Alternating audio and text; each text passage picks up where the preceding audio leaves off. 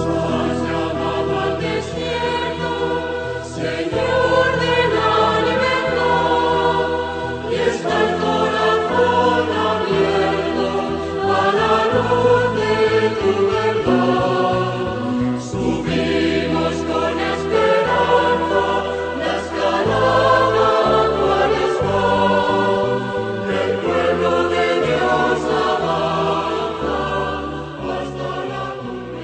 Hola hermanos, el día de hoy 14 de marzo del 2025 es viernes de la primera semana del tiempo de la cuaresma. Fíjense, es el primer viernes no de la cuaresma, sino el viernes de la primera semana de cuaresma, porque el viernes pasado ya fue el primer viernes dentro de la cuaresma, ¿no? Ok, los viernes normalmente hacemos el Santo Vía Crucis, ¿no? Tratamos de ir haciendo prácticas de piedad y es una recomendación muy bella. Yo he colocado un Vía Crucis que me han regalado pequeñito con imagencitas, pero me ha gustado muchísimo. Me sirve también para rezar yo por mi cuenta, por ahí se los dejo. Yo sé que a veces en los videos no se distingue tanto, pero que ahí pueden ustedes ver las 15, porque han incluido también la resurrección como una estación, pero el Vía Crucis termina en la 14, ¿no? En fin, vamos. Hoy les voy a hablar del beato Giacomo Cusmano. Uy, qué personaje más interesante, ¿eh? Qué personaje. Giacomo Cusmano nace un 15 de marzo de 1834 y se va a morir un 14 de marzo, un día antes de su cumpleaños, de 1888. En fin, fíjense, él era de una familia ahí en Palermo bastante acomodada, si lo quieren. Su hermana, Vincenzina, de hecho es venerable, o sea, va camino a los altares también, igual que él. Era el cuarto de 5 hijos y estudió con los jesuitas en un primer momento, en una época terrible, porque es una época meramente anticlerical, ¿no? Dificilísimo. Luego decide estudiar medicina ahí en la Universidad de Palermo, en la Universidad Real de Palermo. Muere su papá y entonces él se tiene que ocupar de las tierras de la familia, que quedaban ahí mismo, cerca de Palermo, en un pueblo que se llama San Giuseppe Giatto, y entonces, o Jatto, bueno, Giatto sería en italiano, y en fin, y ahí miren, cuentan los pobres, la gente, que él los trataba con una sencillez, con un profundo amor, con un profundo respeto a decir, padre, así se trata a todo el mundo. Sí, sí, sí, sí, estoy de acuerdo con ustedes, pero piensen en la época y piensen en el hecho de que él es el patrón de las tierras. La mentalidad cuasi feudal que todavía sigue existiendo, discúlpenme, y que debe desaparecer, ¿no? Pero es una realidad, pero estaban tan sorprendidos. Tenía muchos gestos, sobre todo con los mayores, hasta les prestaba su cabalgadura y todo. Era una persona muy, muy buena. Se gradúa, pues, con honores a los 21 años ya, ahí en 1855 de medicina. Y en lugar de irse a trabajar a Palermo, a hacer dinero con la medicina, se decide quedar ahí, con la gente ahí en el pueblo, en San Giuseppe. Y ya les digo, los biógrafos cuentan eso, de que estuvieron a punto de reclutarlo para ir en la batalla por el Risorgimento, ¿no? La unificación de Italia. Y él decidió quedarse ahí con los pobres y sencillamente, pero se da cuenta que no era suficiente con la medicina y decide hacerse sacerdote. Así que de tal manera, eh, para diciembre de 1860 es ordenado sacerdote. Solo hizo, como había hecho todas las otras por su carrera de medicina, entonces solo le tocó hacer un poco nada más de la teología, ¿no? Y bueno, ahí fue ordenado en la capilla privada del obispo auxiliar, porque resulta ser que en Palermo, porque realmente la lucha contra la iglesia era terrible. Y cualquiera dice, ¿cómo se le ocurre a este hombre hacerse sacerdote en un momento en el que al contrario los sacerdotes están siendo tan mancillados, vilipendiados, tan bueno, perseguidos? Y él no, nada. Y fíjense, todas estas situaciones van a provocar una mayor hambruna ahí en Sicilia y él decide fundar el bocado de los pobres, bocato dei poveri. Y entonces nace como una institución, casi como un monte de piedad, o sea, para juntar alimentos para los pobres, pero también para proporcionarles la manera de que encuentren trabajo y todo. Y esa obra él la va a extender por todas partes realmente. Y se da cuenta que solo no puede, ¿no? Y ahí en San Marcos, ya para 1887, un año, meses antes de morir, constituye la congregación de los siervos misioneros de los pobres. El cardenal de Palermo, el cardenal Chelessia, será el que apruebe. Y entonces ahí la congregación tiene dos intenciones, alimentar a los pobres y predicar.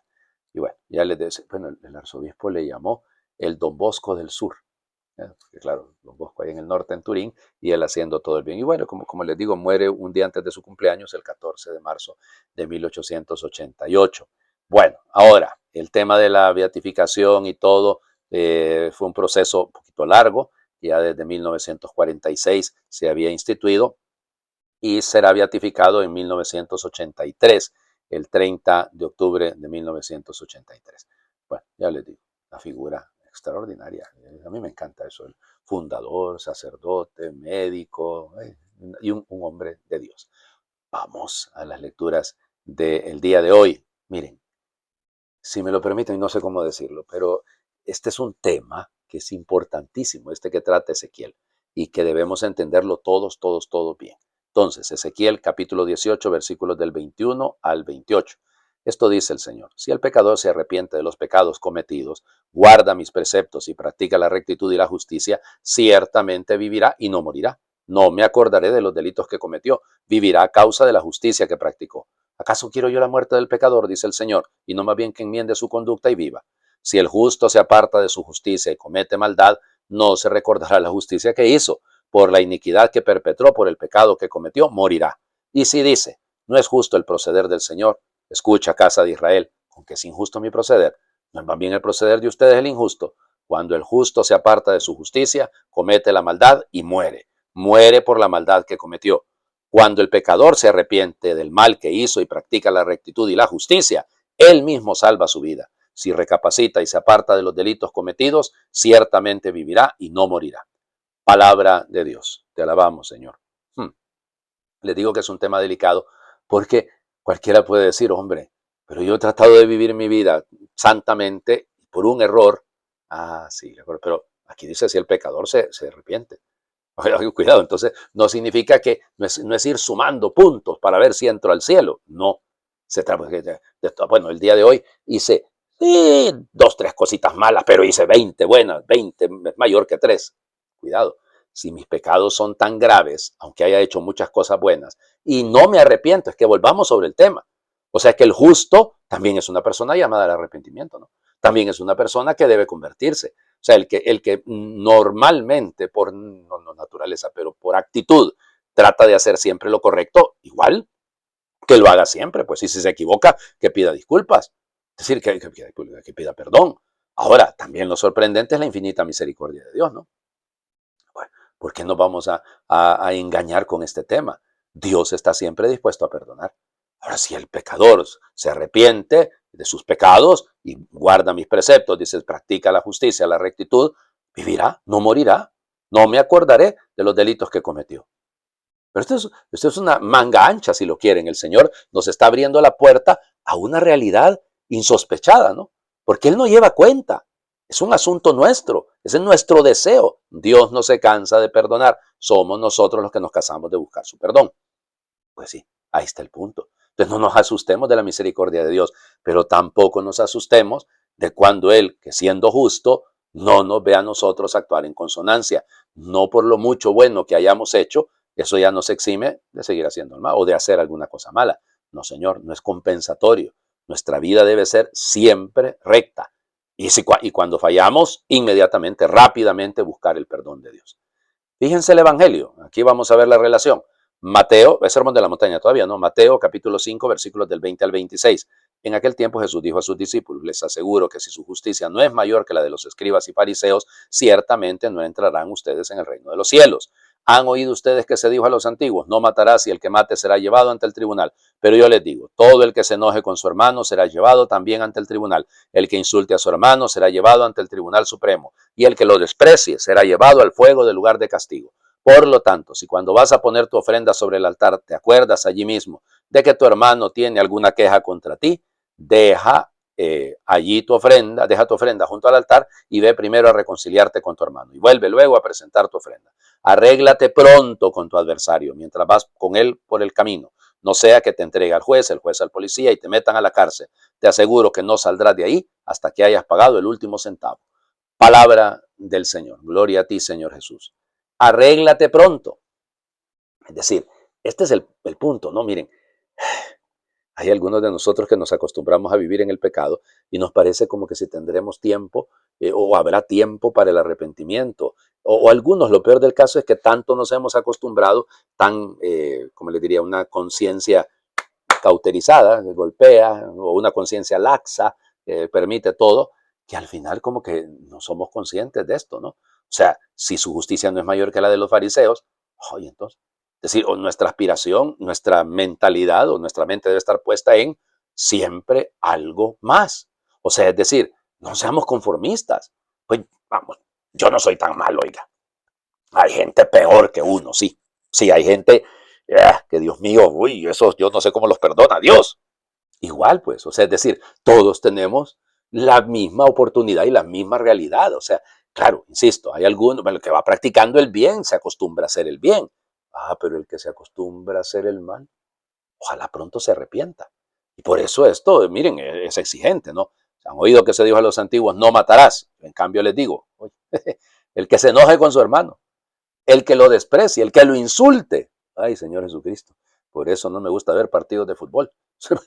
Me termina uno ahí echándole rayos y centellas a los árbitros. Pues sí. Es decir, no, pues no, eso no es lo cristiano. O sea, lo nuestro debería ser siempre una actitud, llamémosle, de ir creciendo cada día más en el hacer, vivir, sentir y actuar como Cristo. Perdón, es viernes, no es viernes de Cuaresma.